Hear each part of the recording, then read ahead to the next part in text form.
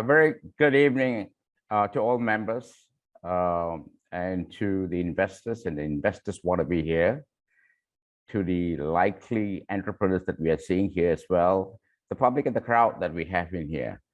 Here's another session of sharing about global investment education platform.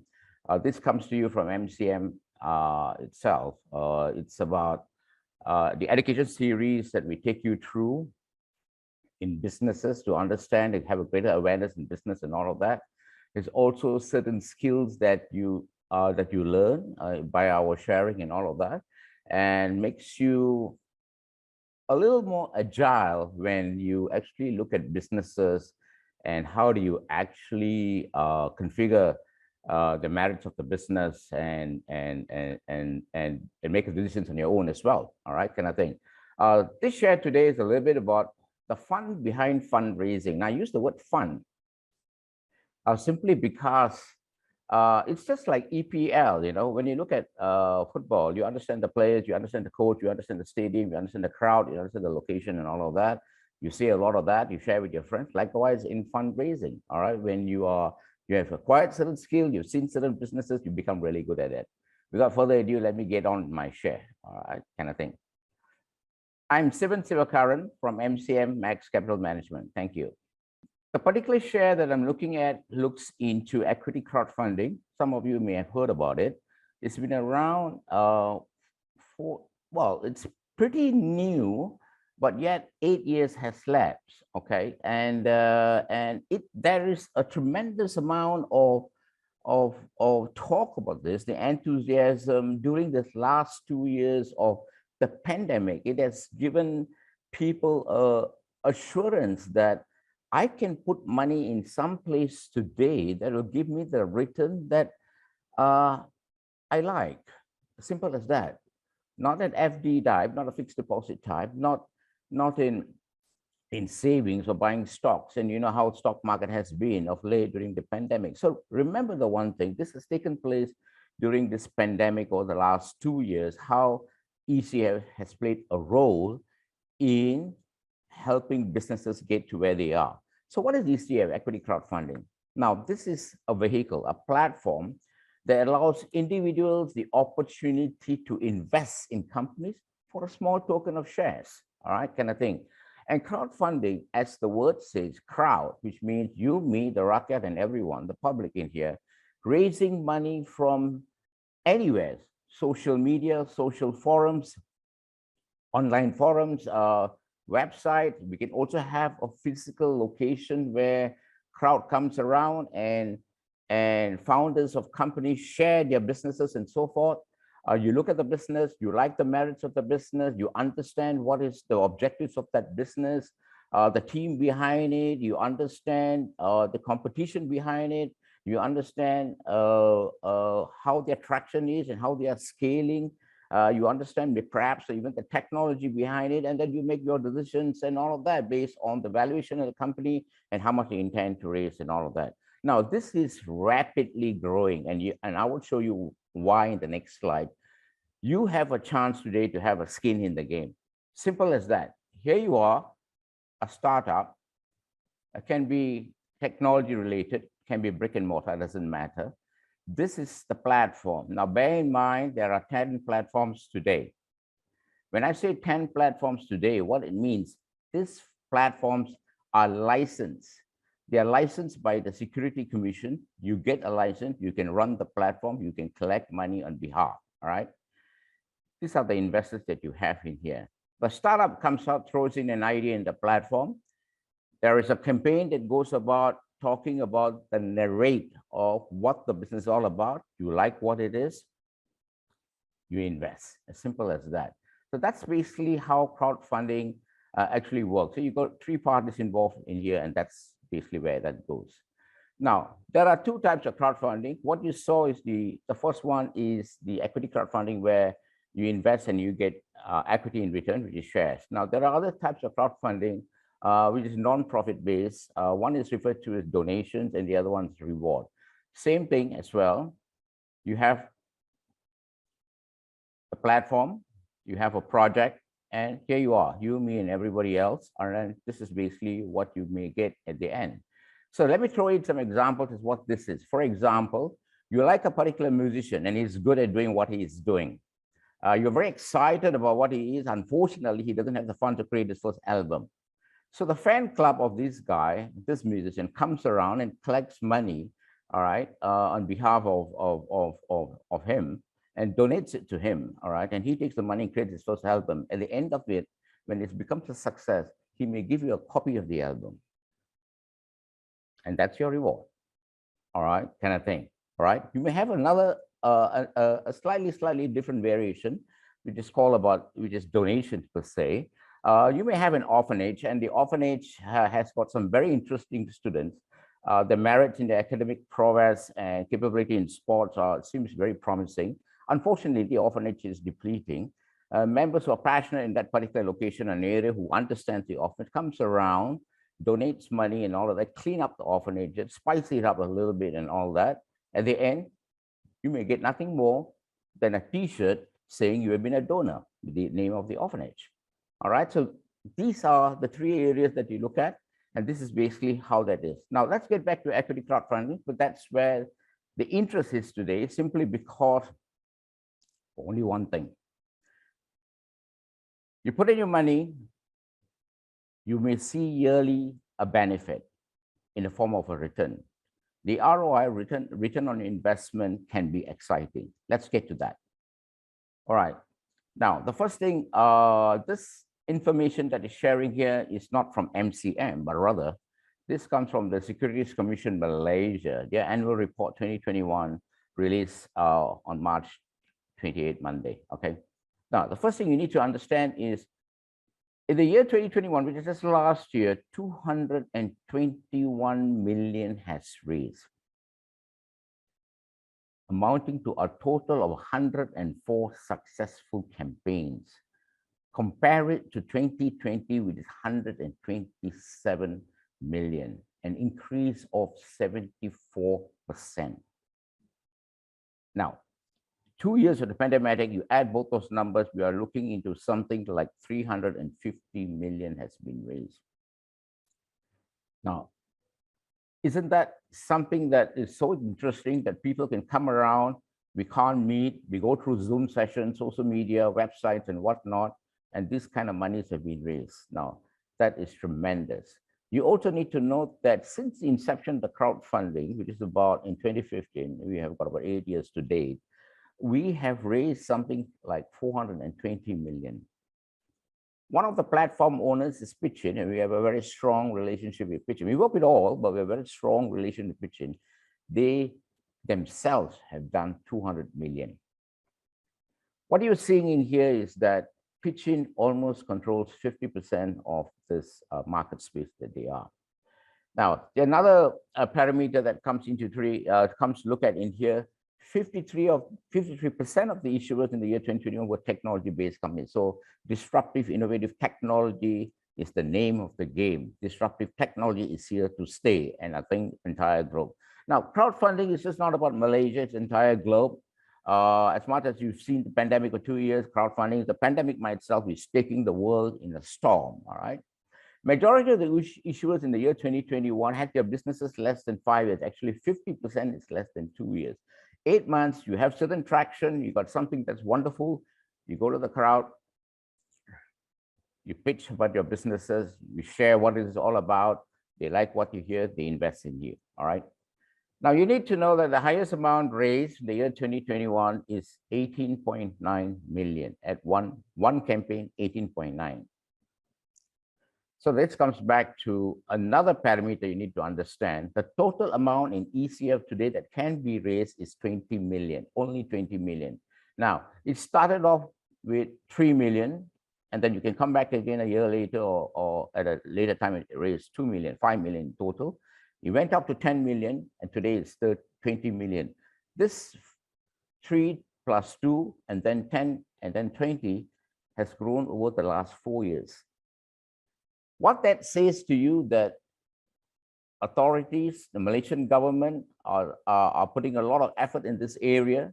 The crowd is coming by, businesses are mushrooming as well, And this augurs well for Malaysia, all right, kind of thing. So that's basically what you need to understand. Now let's look into the other bit of this ECF thing. Now, who is eligible to invest? All right, there are three categories as listed by SC. The first is sophisticated investor. Now, this could be organizations, this could be financial institution, this could be unit trust organization, this could be venture capitalists as well, this could be any one of those kind of people. It also can be individuals, you and I, and all those people who've got 3 million in assets, net assets, all right? And you can disclose that you have previous experiences in investing in securities, and you can take the entire amount that a founder wants to raise because there's no cap. All right. So an individual here I could refer to is probably a guy like Tony Fernandez. All right. He could just come in and take the whole thing. And there you go. He's a sophisticated investor. The next category comes as an angel investor. That could be yourself earning about 180,000 per annum, 15,000 per month. A lot of you may have qualified into that thing, or you and your wife is about 250,000 in total. Now you could invest up to 50,000 in a company, and that works out to about 10 deals in a year, period of 12 months, up to a limit of 500,000. That means you can go in and take every company 50,000 up to 500,000. All right, kind of thing. No one is asking you, that's the maximum limit. You can go in and take 20,000 for all I care. It doesn't matter. All right, but that is the essence of what an angel investor is. Now, angel investors can be accredited by the Malaysian government as well. It's called Malaysian Business Angels Movement. Much of it is managed by Cradle, another government agency that we have. So you can go in and disclose all of that, apply for it, and be an angel investor. Any questions in this kind of area? Happy to reach out to MCM, Max Capital here, and we are happy to share with you how that works around. Now, here finally comes the retail investor, the public, the crowd, the rakyat, you and I, and everybody else in here. No minimum income required. The investment cap that we have here is 5,000 per company, and you can also do for 10 companies in a period of per annum, 12 months, up to 50,000. All right, kind of thing. So these are the three types of investors that the SC has defined, and this is the category, and this is the eligibility of how it works. All right, let's move into the next one. Let's look into the benefits of equity crowdfunding. Now, as smart as the new approach to investing, but the growth of equity crowdfunding has been so alarming, so maturing, simply because the easy access to capital. Now, what it means is, if you guys are running businesses and you have, and look back in the past, how do you want to raise funds? Some of you may go to the bank. Now, what do you think the bankers will ask you? How old is your business? 2, 3 years. What's the audited accounts looking like? Who are the people in the business? What's your business objective? How promising it is? Give me some perspective in this thing. And you find that the question that comes around and the application form that you have takes ages to be filled up and all of that, and you may not be successful at the top of it. Now, the bank may turn around and say, okay, all right, I'll lend you some money, but how about mortgaging your home to us? Or can we have your home as a collateral? All right, or you put in equal amount of fixed deposit in the account and we'll give you a business loan. So it's not easy, all right, kind of thing. What do you do then? You go to friends, you go to families, you go to people who believe in you and they give you some money to invest. We call them FFF, all right, kind of thing. Friends, families, and some people may even say they're fools, all right, kind of thing. So in here, we are talking about easy access to capital. You don't need large amount of investment capital. 20 million is what you can raise. I want to raise 100,000 for a project. There you are. Equity crowdfunding is available. All right, for a mere 100,000 or even 50,000, you can raise money on ECF. Branding. Now, positioning your company, your businesses, a startup perhaps, all right, on online crowdfunding platforms, all right, allows entrepreneurs and the company, the founders in the company, to showcase their projects to a large number of potential investors. You are in social media, Facebook, Twitter, just about right across, all right, and your business profile, the publicity created, your business gets a lift, a tremendous lift, all right, kind of thing. Now, if you are on social media, then the group sees you as well, all right, kind of thing. Before you know, someone overseas comes tapping at your door, not just wanting to help you raise funds, but also wanting to understand your business, and probably that business opportunities that you have in the globe starts moving at that level, all right? Alternative source. Alternative source of financing for SMEs and startups. Prior to this, as I mentioned earlier, very, very difficult from the traditional bank financing. So this alternative source of financing for SMEs and startup is of paramount importance today, and it's working and it's growing. Let's look at the next. Very lucrative returns. Because the risk is a bit heavier, it is a little risky, all right? There's a possibility that a company may be a unicorn in time to come and then provide lucrative returns to the investors. When you invest in businesses like this, they may give you shares. It could be RCPS, redeemable cumulative preference shares for 3 years. You may earn a return of about 6%, but don't be surprised if you get 8% per annum or even 10 to 12%, all right, kind of thing. At the end of 3 years, the agreement spells that you could redeem based at the valuation of the company by an independent party or by some means of what it is, and then you get back that fair amount of return as well. Or the company tends to list at the end of 3 years and says to you, I'm going to take back your preference shares. I'm going to convert it to ordinary shares. I might give you 3 ordinary shares for every preference shares that you hold, and I'm going to list. Now, if the company is like Grab, as you know what has happened, a unicorn, then your returns are going to be huge, all right? Remember that, keep that in mind. Now, in 2019, we saw 3 successful exits on the ECF space in companies like Scholar Fund, MyCash Online, and Green Lagoon. I was involved with Green Lagoon, the previous platform, biogas coming from oil palm, and what this energy can be done, all right? And the returns that we got was between 50 to 100% in returns. Now, the other thing about crowdfunding is about valuation. Now, assuming, let's just say, I would like to raise 5 million. I'm willing to give you 5 million ringgit worth of shares. All right, my valuation is 50 million. So what you're saying here in a nutshell is it's 10% of the company, all right, for 5 million. And what you're saying now is that the valuation of the company is 50 million, all right? So it's a test bed. If you're successful, then the test bed of your valuation stands good, all right? And the business is validated at the early stage of development and so forth and all of that. What happens in the next fundraising? Remember, you can raise 20 million, all right? Kind of thing. I want to raise 10 million. I want to go to 15 million. The company's progress, all right, kind of thing. And it's probably $100 million company now. The initial shareholders came in at 50 million, and now it's a $100 million company, and I want to raise another 10 million, and that's another 10%. So you try to imagine exactly how this is actually coming around, and that's basically what these are in terms of the benefits of equity crowdfunding. Now, having said all of that, every business has a risk. All right, so as investors, founders of business, understanding the risk, doing your own assessment of the risk, assessing the risk and mitigating the risk is fundamental. Here are a couple of risks that you need to take note. Right, the risks in equity crowdfunding. There is some dilution as founders of companies in here, since in this case, I'm issuing shares and I'm giving 10%, as mentioned earlier, out of 5 million. 10% goes away, and I'm an owner of the company, which 100%, then my dilution is actually not that much, but just a little, all right, kind of thing. However, you need to know that this share dilution does not usually have the same effect as the traditional ways of doing business. High risk of failure, yes, fundamentally very important, as I kept stressing. All startups are risky, okay?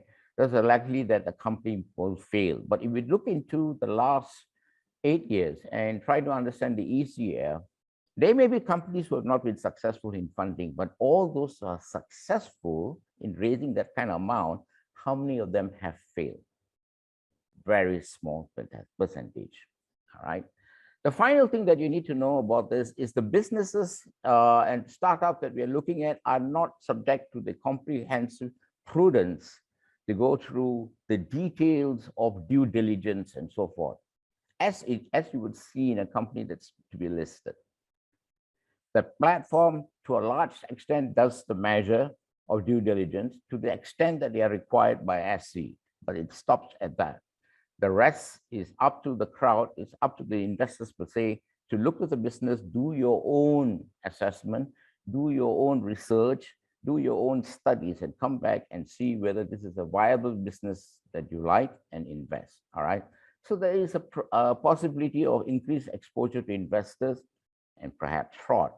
If you're talking about startups, you're talking about internet business, mobile business, most of them, some of them may have a level of fraud. Now, with that, I've come to the end of my presentation. You may approach MCM for more questions, but having said that, before I finish, MCM, we ourselves are helping companies. We are not a platform, we don't have a license, but we make sure you're ready for equity crowdfunding. So do come back to us. I'm happy to share a lot more, and we can help you achieve your intentions of fundraising and all of that. With that, thank you very much. A very good evening to all, and see you in the next session. Thanks again.